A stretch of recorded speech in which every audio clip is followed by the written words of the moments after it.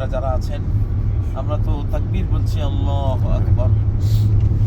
আল্লাহ এমন যে সকল বড়ত্ব তার, বড়ত্ব বলতেই তার, শ্রেষ্ঠত্ব, মাহাত্ম্য সব কিছুই তার। এখন আমরা তো বিশাল আকাশ দেখি, বিশাল পাহাড় দেখি, পৃথিবী এদের বিশালতা বুঝি, আল্লাহ কতটা বড়, তার বড়ত্বের একটা আইডিয়া তো আছে। যেমন সূরা জুমার আল্লাহ বলছেন, ওমা কদারুল্লাহ হাক্কা কদরি, আল্লাহকে যেমন মর্যাদা দেওয়া উচিত তারা সেরকম মর্যাদা আল্লাহকে দেয়নি। ওয়াসসামাওয়াতু মাতুইয়াতুম বিয়ামিনি, আল্লাহ এত বড়, এত বড়, এত অকল্পনীয় বড় যে তার ডান হাতে সমস্ত আকাশ ভাঁজ করে তিনি রেখে দিতে পারেন। হাতের মধ্যে এই যে মহাকাশ, যে মহাকাশটা সম্প্রসারণশীল, প্রতি মুহূর্তে সেকেন্ডে এটা আলোর গতিতে সম্প্রসারণ হচ্ছে বা তারও বেশি গতিতে সম্প্রসারিত হচ্ছে। তো 2000 কোটি আলোকবর্ষ মাইল পর্যন্ত বা তার চেয়েও বেশি, এটা আল্লাহর হাতের মধ্যে এটা ভাঁজ করে রাখার মতো একটা জিনিস। তাহলে আল্লাহর সে হাত কত বড়, কত বড়। সুবহানাল্লাহ। ওয়াল আরদু কবদাতুহু ওয়াল আরদু জামিআন কবদাতুহু ইয়াওমাল কিয়ামাহ, আল্লাহর হাতের মুঠে পুরো পৃথিবী, 7 পৃথিবী একটা মুঠের মধ্যে তিনি রেখে দিবেন কিয়ামতের দিন। সুবহানাল্লাহ। ইবনে আব্বাস বলেন, মাসসামাওয়াতু সাবু ফি কাফির রহমান ইল্লা কাখারদালাতিন সাবআতিন ফি কাফি আহাদিকুম, আল্লাহ তাআলা তার হাতের তালুতে 7 আসমান নিলে কেমন দেখা যাবে এই 7 আসমানকে, এই অনন্ত বিশাল বিশাল মহাকাশগুলি কেমন দেখা হবে, যেরকম তোমরা তোমাদের হাতের তালুতে যদি 7টা সরিষার দানা নাও, এই 7টা সরিষা কত ক্ষুদ্র ক্ষুদ্র তোমাদের হাতের তালুতে, মহাকাশগুলো এত ক্ষুদ্র আল্লাহর হাতের তালুতে। সুবহানাল্লাহ। তাহলে আমরা কেমন মাবুদের গোলাম, আল্লাহু আকবার।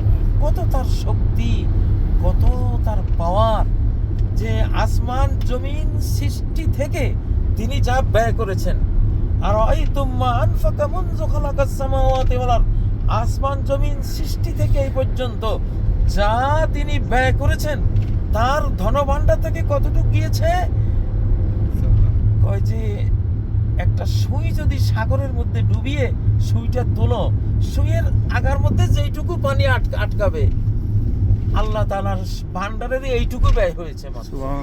তার মানে নাথিং, এটা ব্যয়ের কিছুই নেই, ওইটুকু তো আবার পূরণ হয়ে গেছে। আল্লাহু আকবার। তো মালিক যত শক্তিশালী হয়, এমপ্লয়ীদের, কর্মচারীদের তত মনোবল থাকে যে যাক আমরা কোনোদিন না খেয়ে মরবো না, চাকরি আসবে। কারণ আমাদের মালিক কখনো এমন হবে না যে ওনার কারখানা ওনার ইয়া হয়ে গেছে, দেউলিয়া হয়ে গেছে, উনি ছাঁটাই করে ফেলছে। দুনিয়ার কোম্পানিরা কত এমপ্লয়ীদেরকে ছাঁটাই করে দেয়, কারণ সে আর চালাইতে পারে না। কিন্তু আলহামদুলিল্লাহ আমাদের রব এই যে আল্লাহু আকবার, আল্লাহু আকবার, এটা আমাদেরকে আস্থায় আনছেন উনি, যে তোরা ভয় পাস না যে আমি পালতে পারবো না, তোদের মতো এমন ট্রিলিয়ন ট্রিলিয়ন সৃষ্টি পালতে আমার কি, একজনকে পালতে আমার যা খরচ হয়, মা খালকুকুম ওয়া বা'সুকুম ইল্লা কানাফসিন ওয়াহিদা, একজনকে সৃষ্টি করতে আবার জীবিত করতে যা কুল মাখলুকাতকে সৃষ্টি করা জীবিত করা একই সমান আমার কাছে।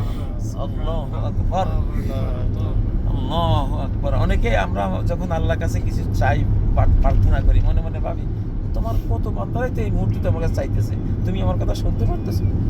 আসলে আল্লাহর ব্যাপার হলো, তুমি মনে করবা যে তোমার একারই আল্লাহ, উনি একা, তুমি থাকলে যেরকম শুনতো এইরকমই তোমার কথা, তোমার সবকিছু তিনি দেখতেছেন, শুনতেছেন, বুঝতেছেন। তুমি এইভাবে মনে করো আল্লাহকে এক, তুমি মনে করো তুমি ছাড়া কেউই নেই। আল্লাহ সৃষ্টিতে এতটা তিনি তোমার প্রতি মনোযোগ দিয়ে আছেন এবং পারেন তিনি, এই ক্ষমতা, এই অসীম অকল্পনীয় শক্তি তার আছে।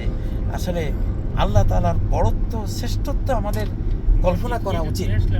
তো এই 10 দিন আল্লাহর বড়ত্ব কল্পনা করার 10 দিন, এই জন্যই আল্লাহু আকবার, আল্লাহু আকবার, লা ইলাহা ইল্লাল্লাহু, আল্লাহু আকবার, আল্লাহু আকবার ওয়ালিল্লাহিল হামদ। এই জন্য সালাতে শুরু হয় আল্লাহু আকবার দিয়া। আমরা দেখি সূর্যকে, আমরা বিকেল বেলায় বা সকালবেলা সূর্যের দিকে তাকালে দেখা যায় কি, আমার ঘরে যে একটা গামলা রাখা আছে, মনে হয় যেন ওই গামলাটাও তার চেয়ে বড়। তা আমরা মনে করি কি সূর্য তো আমার ঘরের চেয়ে ছোট। আসলে মানুষের ভুলের কারণে যে 13 লক্ষ পৃথিবীর সমান সূর্যকে একটা গামলার মতো মনে হয়, তাই না? তা আমরা পৃথিবীতে থেকে আল্লাহকেও না জানি কতজনে কত কি মনে করে।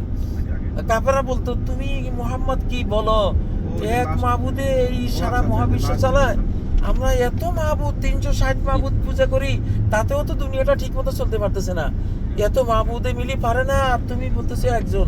তো উনি একজনে একা কি করবে, উনি কেমনে চালাবে এই সব কিছু? আল্লাহু আকবার। এই জন্য আল্লাহর বড়ত্ব পূজা এটা প্রথম 1 নাম্বার জিনিস। এটা না বুঝলে মানুষ আল্লাহর ইবাদত ঠিকভাবে করতে পারে না। ঠিক। এই জন্যই আল্লাহু আকবার, আল্লাহু আকবার। আল্লাহর কিবরিয়া, তার শ্রেষ্ঠত্ব, মাহাত্ম্য, বড়ত্ব বুঝতে হবে যে কুল মাখলুকাত তার কাছে একটা ধূলিকণার সমান। আল্লাহু আকবার। সেখানে আমরা কি, আমাদের কোনো হিসাব আছে? আমাদেরকে পালতে কি লাগে আল্লাহ, আমাদেরকে দেখতে কি লাগে আল্লাহ, সবকিছু দেখেন, সবকিছু শুনেন। তো আল্লাহর বড়ত্ব বুঝবার এই 10টি দিনে আমরা আকাশের বড়ত্ব জানি, আমরা একটা গ্রহ নক্ষত্রের বিশালতা আমরা জানি, কিন্তু আল্লাহর বিশালতা বড়ত্ব আমরা কতটুকু জানি? আল্লাহ আমাদের তৌফিক দেন। হে আল্লাহ, আপনি তৌফিক দেন, আপনাকে বুঝার আমাদের তৌফিক দেন। আমিন। সুবহানাকাল্লাহুম্মা ওয়া বিহামদিক, আশহাদু আল্লা ইলাহা ইল্লা আনতা আস্তাগফিরুকা ওয়া আতুবু ইলাইক। আমিন।